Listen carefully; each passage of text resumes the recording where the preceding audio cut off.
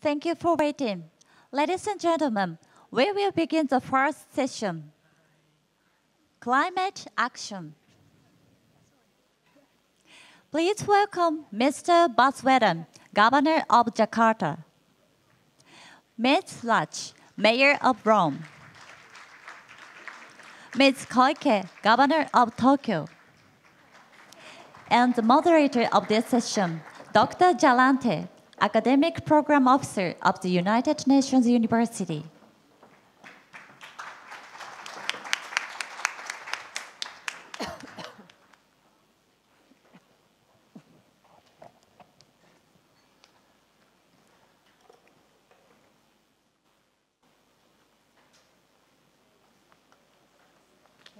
Okay, so good morning. Ohayo gozaimasu. Ohayo gozaimasu. I think we would like to say welcome to all the participants, representative for cities. We will start our session today on climate action. So dear Governor Koike, dear honorable governors and mayors, ladies and gentlemen. So it's my pleasure to welcome you to the first session of the 2019 U20 Mayor Summit focusing on climate action. So my name is Rianti Jalante. I work for the United Nations University Institute for the Advanced Studies for Sustainability here in Tokyo, and I will be moderating for this section. So in addition to what our rector had said about UNU, so UNU is a global think tank and postgraduate teaching organizations. Our institute specializes on issues such as a wide range of issues: migration, developmental economics, electronic governance, health, peace, with, of course, 600 researchers worldwide. So for me personally, my research focus on climate change, specifically on the conceptualization of vulnerability, resilience, adaptive capacity, societal impacts of disasters and climate change, especially on poverty, and responses to these impacts through climate change adaptation, mitigation, and most importantly, issues that is very close to my heart, disaster risk reduction. So among other activities, I had the honor of being the lead author of the IPCC special report on the impacts of 1.5 degree warming, and currently undergoing assessment report 6, working group 2 on vulnerability, impacts, and adaptation. So as we know, climate change is the most pressing challenge, or one of the most pressing challenges on the 21st century, not only because the irreversible impacts of it has effects on ecosystem, but on human development, health, food, water, energy, and increasingly on people displacement and social inequalities. So the recently published IPCC report stated that human activities have led to, we have reached a 1 degree global warming at the moment, and we are starting to see these impacts earlier and more intense now. So the melting of sea ice in the Arctic, ocean acidification and coral bleaching, sea level rise affecting small island developing states and coastal areas, including coastal cities, forests and bushfires everywhere in the world, prolonged drought in dry region, and also intensive precipitation. So too much water or too little water. Extremes are wreaking havoc in countries and cities. And also only last week, we know that, or it has been announced that CO2 concentration recorded in Mauna Loa in Hawaii has reached 415 ppm. And this is 100 ppm higher than any time in 800,000 years. So we know that our actions may be too slow, and we need to accelerate action now. So the Paris Agreement acknowledged that we need an urgent need to scale up our action. And we need supports for even greater ambition for governments. Action must come from governments, cities, regions, businesses, investors, communities. So everyone has a role to play in implementing the Paris Agreement. And very importantly, cities has the power for transformation. We need to turn words into action to commit and achieving Paris Agreement. And not only that, the Sendai Framework for Disaster Risk Reduction, the new urban agenda, and the Sustainable Development Goals. So reducing vulnerability, increasing resilience, and adaptive capacity is the common goals among these agendas. And this session will discuss climate action from cities in the G20. So for the panelists today, there will be 2 rounds of questions. So I will ask you or each leader one question, and after which you will have 5 minutes to respond. So the first round will focus specifically on climate mitigation. Then we will have a second round, which then we will expand our question and discussion to include not only mitigation, but adaptation and broader resilience strategies to climate change. So let me start my question now. My first question to Governor Koike. So dear Governor Koike, ohayo gozaimasu. Ohayo gozaimasu. Good morning. Good morning. So studies suggest that Japan's energy supply sector requires a radical transformation. This includes, taking actions on carbon dioxide removals to attain net zero emission by 2020. So building sectors may need to be decarbonized. Transportation sector will need to consider, electrification of use of biofuels. So can you tell us first what the city of Tokyo have done to reduce emission in these sectors? And also, I think very importantly, Tokyo is one of the most advanced global cities in the world. What happens here will greatly influence the world. So can you also please share to us Tokyo's specific plans and targets to achieve these goals by 2050 so as to accelerate climate action? So you have 5 minutes, Governor. 5 minutes, okay. Thank you very much, Dr. Riante, and Yes. thank you for moderating the very first panel. Now, Tokyo has been implementing highly advanced climate change measures. Our urban cap and trade program, the world's first target office buildings and other large facilities, has been very successful for the time being. The covered facilities have achieved a significant 27% reduction of total CO2 emissions from base year. Mm-hmm. In addition to encouraging investment in energy-saving facilities such as LED lighting and renewable energies, we have also been working to raise awareness among the public, including cool biz. Please free to take off your ties if you feel. And this includes establishing Team Mottainai. Mottainai is a Japanese word meaning it's too precious to waste. Yeah. So this team, in partnership with many companies and NGOs. At the same time, Tokyo is enhancing its appeal as one of the world's leading economic centers with a concentration of diverse industries and advanced technologies. Now, Tokyo's economy is growing as a result with an increase in our gross metropolitan product.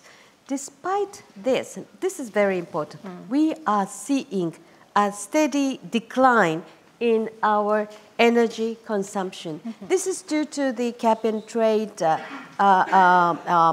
measures and increasing the public awareness and also the innovation of technologies and so forth.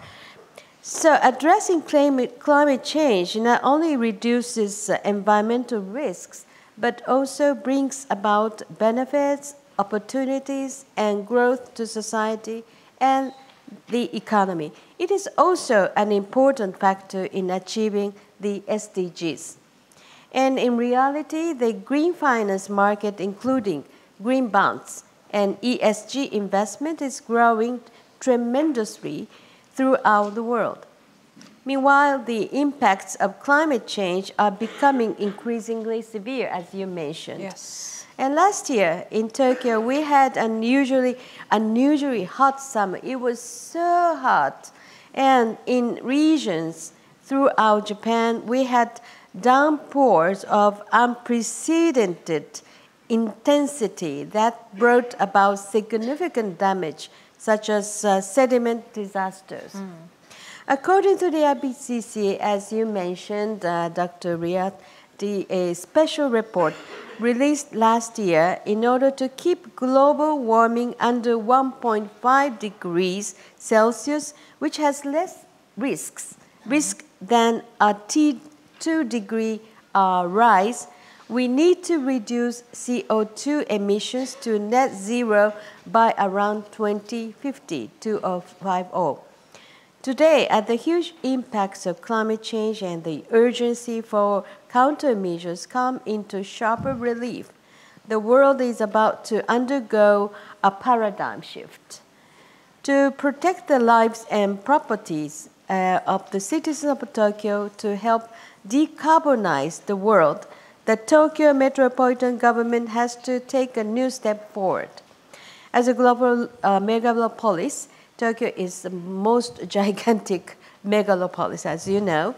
Tokyo declares that it will seek to achieve the 1.5 degree goal and by 2050 become a zero-emission Tokyo that contributes to the world's net zero carbon emissions. Thank you. I feel a great responsibility by your clapping hands. Now, in order to achieve that, a new zero-emission Tokyo strategy will be formulated for release within this year. We will work for a bold decarbonization of society and build a sustainable and resilient city. There are 3 key points here that we will engage in by setting new goals and targets. First, we will comprehensively implement mitigation and adaptation measures. We will draw up adaptation plans and include adaptation in all of our policies, including urban development and public health. This information will be sent out to encourage the understanding of Tokyo citizens. Second, we will launch all our efforts to reduce CO2 within and outside Tokyo that is emitted through the use of resources. The mass consumption of resources gives rise to problems such as the depletion of resources, impacts on the ecosystem through improper disposal, and ocean waste. But that is not all. Huge amounts of CO2 are also emitted in the stages of production, distribution, and disposal, as you know. We must especially rethink how we have been using plastics. Plastic matters. The Tokyo metropolitan government will work to reduce and recycle plastic waste from household and large-scale office buildings within the aim of reducing plastic waste incineration by 40% by year 2030. And to practice what we preach, we ourselves will take leading initiative to reduce our use of plastics. We will build an OTMG system, Tokyo Metropolitan Government System, to reduce single-use plastics and ban plastic bottles and straws at conferences held at Tokyo Metropolitan Government buildings. And of course, as you know, all the water provides with the simple glass cups. We will also promote the use of recycled plastics at events and in our business operations. Thirdly, We will accelerate the spread of electric vehicles and other zero emissions vehicles that do not emit CO2 when operating. Last year, Tokyo raised the goal of increasing sales of ZEVs among new car sales to 50% by the year 2030. So, to make sure that we achieve this target, it will be indispensable to establish charging stations as social infrastructure. To that end, we will aim to double the number of charging stations in Tokyo by 2025 and have 1,000 fast charging stations in our city by 2030. While receiving the support and cooperation of the Tokyo citizens, we will work with the cities of the world to engage in global-scale environmental issues. We will continue to grow as an attractive city that draws people and companies and pave the way to a bright future for all. Yes. Thank you very much. Thank you so much.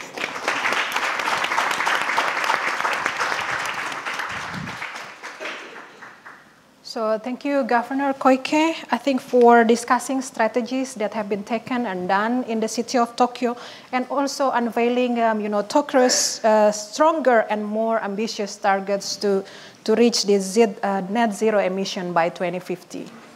So I will put this into my conclusion later on. Thank you. Yes, okay, let's move to the second participation to Governor Baswedan of Metropolitan City of Jakarta. Selamat pagi, Bapak Anies. Good morning. I'm also from Indonesia, so disasters and climate change are the issue that also I'm so passionately about. So, Mr. Baswedan, Indonesia has committed by 2030 to reduce its greenhouse gases emissions by 20% with no international support, and 41% with international support. So this is as issued or agreed by President Yudhoyono. So the capital city of Jakarta has important role to play in achieving these national goals, and has committed itself through various plans to reduce emission 30% by 2030. So how does this goal or figure gets considered or gets translated into Jakarta's long and mid-term strategic development plan, as I think Indonesian within the plan languages RPGPD and RPGM? And also please outline key successes and challenges that may be relevant for other megacities like Jakarta. So welcome, sure. Governor. Thank you. Thank you for the opportunity to share. And indeed, cities should lead in the work of and the issue of climate change. And I share the view of a newspaper a few days ago that proposed that instead of calling climate change, called climate crisis. And in fact, we are facing a climate crisis, a climate emergency. And in Jakarta, we try to integrate sustainability and resilience into all elements of urban management. That was the approach that we have been doing in the past few years. So water management, waste management, mobility of the people, as well as consumption and productions that take place in the city should adopt that sustainability approach. And that is a mindset transformations. I'll explain that later. And as it was mentioned earlier, Jakarta committed to 30% emission reductions by 2030. And we're happy to report here that by now we have reached 23% of that target. So, and it's been a collective work. I will share later on how we done it in a collective way. So we have a few more years to go, but it's 7% from our commitment. So we hope to reach beyond 30% by 2030. And what are the things that we've been doing? Number one, in a city of 10 million populations, we have 17 million vehicles. So we have more vehicles than people, officially. So 13 million motorcycles, 4 million four-wheelers. So you can imagine one of the largest producers of carbon dioxide emissions is coming from these vehicles. So our approach is now to transform the mobility of the people from private vehicles into public vehicles and public transport. That's what we've been doing. Jakarta used to have half of its populations using public transport. That was 20 years ago. 50% of our populations were using public transport. Now it's only 23%. So we have reduced in the past 20 years. We would like to return that number, not to 50%, but our aim is 75% of our populations is using public transport. So what we're doing is we are expanding the routes of our public transport. We are integrating our public transport. And on top of that, we adopted emission-free public transport. So last month, we launched our first few electric buses. And we plan by 2030, all public transport are emission-free. And that is the commitment that we made. And we do hope with that, then the public will be using more public transport, and the public transports were environmentally friendly, and that less emissions produced by the populations because of its mobility. The second aspect, which is no less important, is the collective work that I mentioned earlier. We work closely with the young generations of Jakarta. And as we know, I think across the globe, the youth were very active on environmental issues. And ICLEI, in fact, coming to this meeting, part of our delegations is the country manager of ICLEI that has been instrumental in forging partnership with the youth of Jakarta. What are the things being done? Number one, we have climate village programs. And in Jakarta, we have about 444 districts, sub-districts, and then we have 267 neighborhoods. We have already covered 83 neighborhoods in which the community work on waste management, on making sure there is rain harvesting, there is saving energy at the household level, urban farming. Those are done at the community level. And when that is being done, we are also partnering with a program in Indonesia. There is a program called PKK. PKK is, that's the acronym, but it's a family enrichment and empowerment program. And the membership of that is all mothers. So mothers in the community form their organizations. And if they're active, one household mother, take care of 10 to 20 families in their community. We have 70,000 of those mothers activists. They are our front line in dealing with environmental issue at the household level. So when we talk about environment in Jakarta, we said we have 3 spaces. First space is at home, second space is at work, and third space is between home and work. The government need to address all these 3 spaces, not only between home and work, and not only at work, but also at the household level. And at the household level, we have these mothers, very active, 70,000 of them, and we provided trainings for many of these activities so that they can share with their communities. That is part of the key factors why our achievement in the past few years has been beyond our expectations. The other aspect that is no less important is how we allocate our budget that reflect the priority on sustainable development. And the budget, especially with regard to infrastructure. Often, when we are planning the development of buildings, development of roads, we do not incorporate the sustainable aspect of those developments. We now incorporate that, but that will require a larger amount of fiscal, and we committed to do that. One other aspect in a city with 10 million populations is waste management. It is an issue, and water management. 40% of our populations didn't have access to clean water. So we are now working on providing pipe water to this 40% of populations. Why that matters? Because they don't have access to pipe water, then extractions of water is massive. And water extractions contributed to land subsidence. We are experiencing land subsidence given the fact that everyone is extracting water. So we would like to substitute that by having massive piping to all communities. Hopefully with that, then we can also combat the issue of land subsidence. Jakarta is experiencing that serious land subsidence. I'll discuss that later when we talk about resilience. But addressing water challenge, that's one. And then the other aspect is waste management. Now we are producing a roadmap, a blueprint of waste management in Jakarta. By end of May, we will have the final blueprint.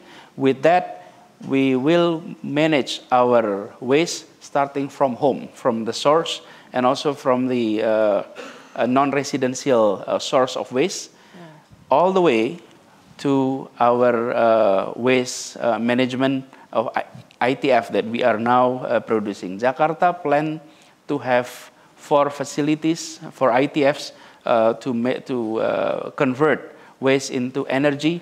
So far, 1 is under construction. The other 3 are coming up. So with that, we hope to tackle some basics issues while achieving our target of 30% reductions of emissions. Thank you. Yes.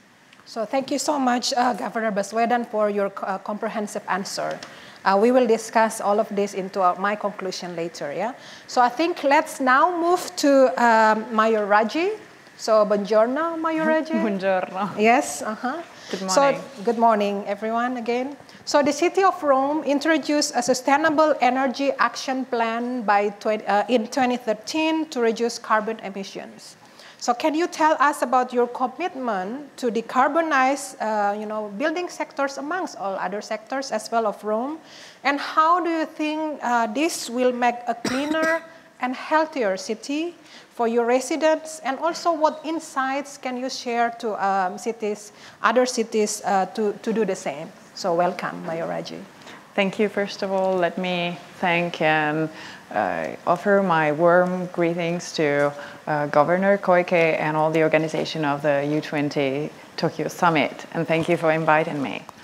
Well, honestly, I have to say that, yes, we subscribe a Sustainable Energy Action Plan in 2013, but in 2017, we adopt a Sustainable Energy and Weather Action Plan. So we add a word which is an entire world. So we moved a little bit forward. And what we're doing, our goal is to reduce greenhouse gases of 40% by 2030, which is, of course, an important challenge, as everybody knows. So we're working on different levels. First of all, we want to renew our building regulation, which is a very long-term process. So in the time that we are trying to renew this regulation, we adopted a plan that we called Reinventing Rome.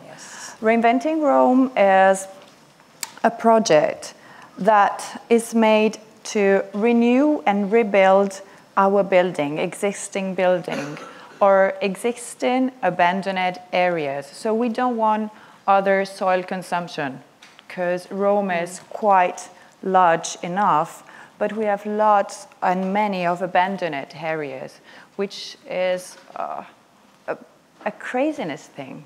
So we want to involve people and investors to decide with us, with our community, how to rebuild the building, first of all. So we have to share with them our vision, which is to build with an environmental and sustainable vision what we already have.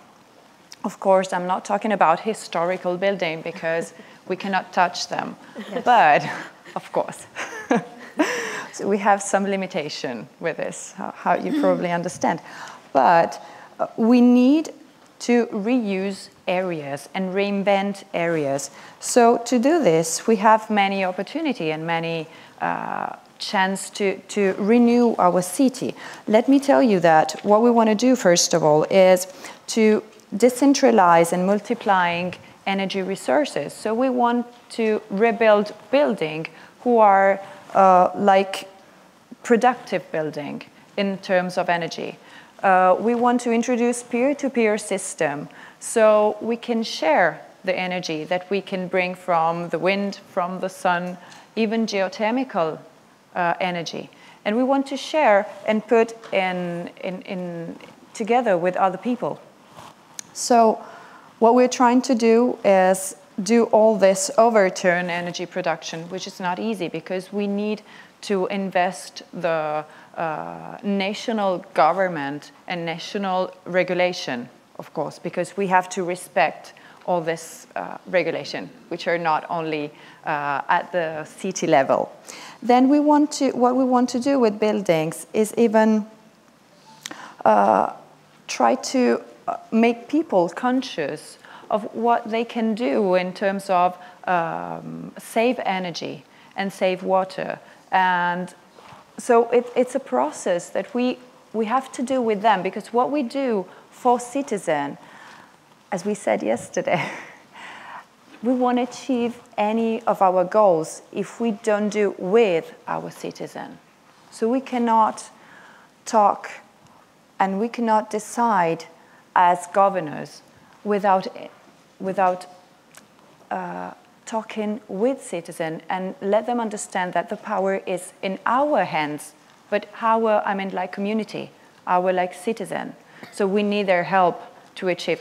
So we want to make people understand how they can reduce energy and they save energy from today, like using LED light, using thermal things that you can put on your building. I mean, there's a lot of things we can do. In terms of plan for sustainable energy and weather, we also have to put a big light on what we called the plan of a mobility system, sustainable mobility system, because probably that is the most impactful thing that we have on our climate changes. Like, let me tell you what we're doing. Our mobility plan is, as you said before, is to reduce private cars and implementing public transport system. Of course, let me tell you this, Rome, as you know, has an amount of ancient things under our ground. Yes. So every time we dig to build a metro, we find something, okay. You know? So when we talk about, when we think about the London metro system or even Tokyo metro system, we look and we would like to have it in a second, but in Rome it's not possible. Because sometimes when we dig, we cannot dig with machine and electric engines. Sometimes we have to brush things, like archaeologists do. Like we have one metro station, which is wonderful, it's a museum. Because when we were digging, we found a Roman villa with pipes and seeds, and it's wonderful. But it takes a little bit of time. So we decided to increase and improve our surface system with electric buses, hybrid buses, because there's one thing that we have to say and we have to understand, that if today we all together order electric buses, company would say, we don't have. So there's a process in doing this. We have to substitute from gasoline and diesel to hybrid and then electric. But if we all together start to ask for electric buses, electric vehicle, probably company will turn their production, will switch their production. So we, as city, we have a power, a huge power to switch industrial world production as well. So we're building and we're planning to build a lot of tramways. And as you said before, in 60 we had like 400 kilometers of tramways, rail in the city, but then we reduced to, because we need to use private cars. So tramways were not comfortable for people. Now we are doing the opposite path. We want to reduce car to give the street and free the street to have public vehicles and buses and tramways. We already put on the street again our mini electric buses. We had 60 and they were somewhere abandoned. So we are renewing them and they're running again in city. We're banning Euro 3 gasoline car from next 1st November, which is something important because it will impact some thousand of citizens. And we're going to ban from 2024, from a part of a center city, the diesel car and diesel vehicle. Okay.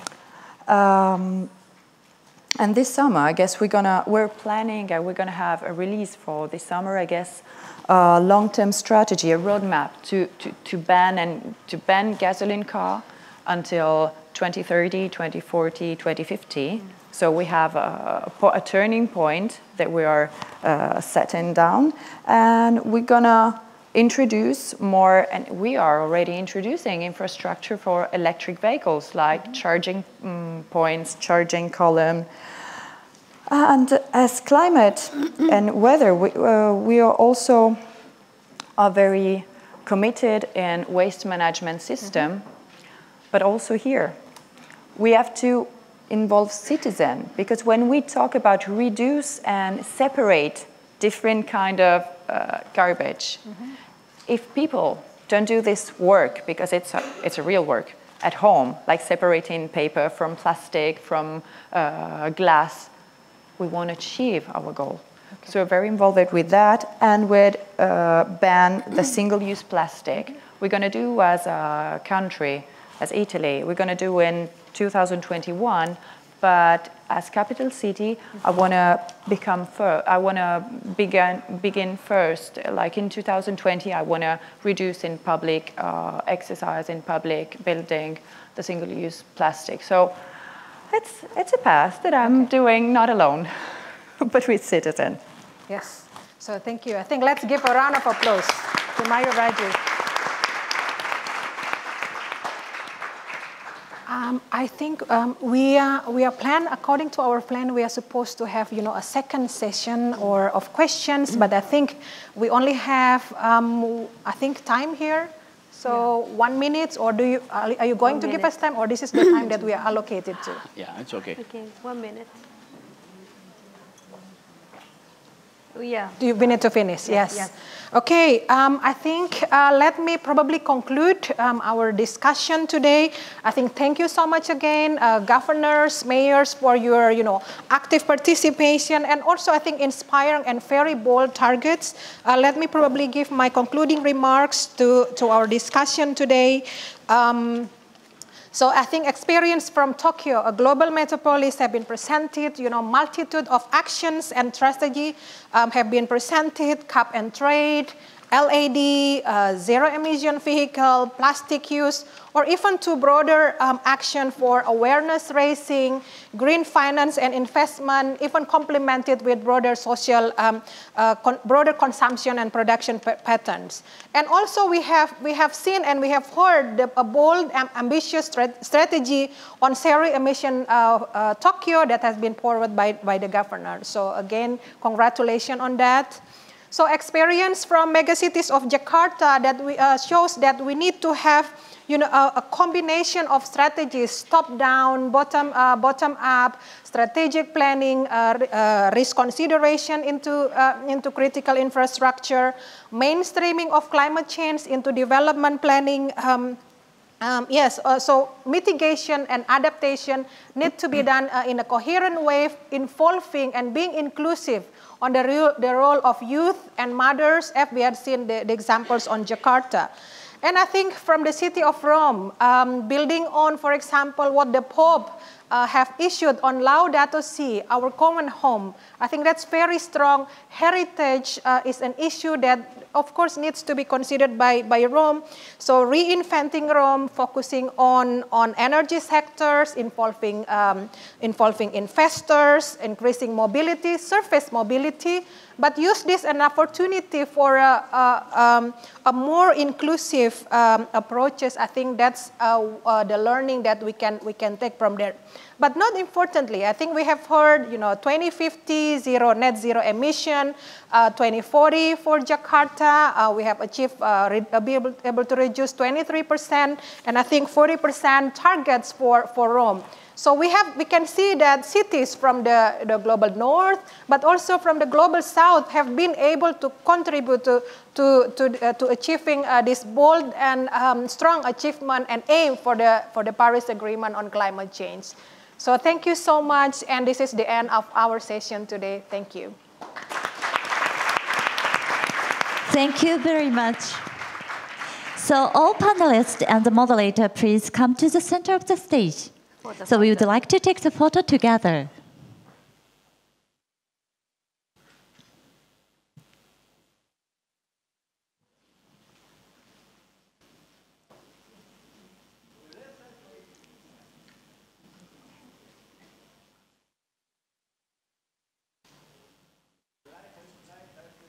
It's fantastic.